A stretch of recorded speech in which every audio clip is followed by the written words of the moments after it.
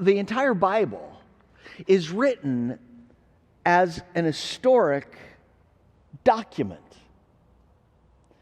claiming to be true in its history. And it's often verified, over and over again when there are opportunities to verify it, it's verified to be true. You can be confident that Jesus, the Savior, was born because the evidence that Jesus really lived in history, is so strong.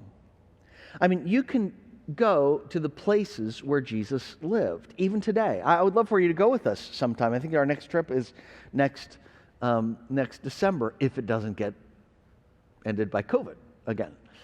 But you can go to the place where Jesus lived in Nazareth. Did you know that? Archaeologist Ken Dark of the University of Reading in England took a decade studying first century ruins and records of pilgrimages. These were not religious pilgrimages, these were just family pilgrimages. He looked to see, where did the family of Joseph go in Nazareth, or where did they go anywhere, when they returned to the family place in Nazareth. He wrote, "I didn't go to Nazareth to find the house of Jesus. Nobody could have been more surprised than me." And they found this area. Do they know the exact house? No, but there were only about 300 people probably that lived in Nazareth. They know very close where it would have been on that hillside. It's beneath the Sisters of Nazareth Covenant.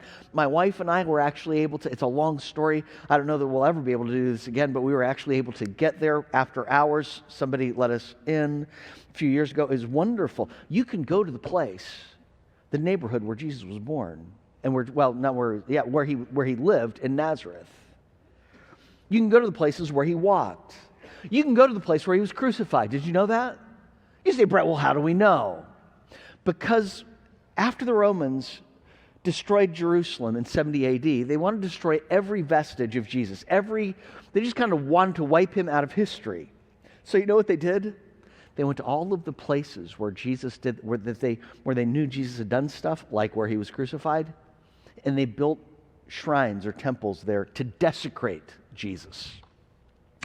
So they went to the place where Jesus was crucified and they built a temple to Aphrodite. So a couple of centuries later, when Helena is looking for the places where Jesus did these things, they say, oh, we know where Jesus was crucified. It's right here where the temple of Aphrodite. In their intention to wipe Jesus out of history, they actually marked the places where he did things, like where he was crucified. Thank you, Romans.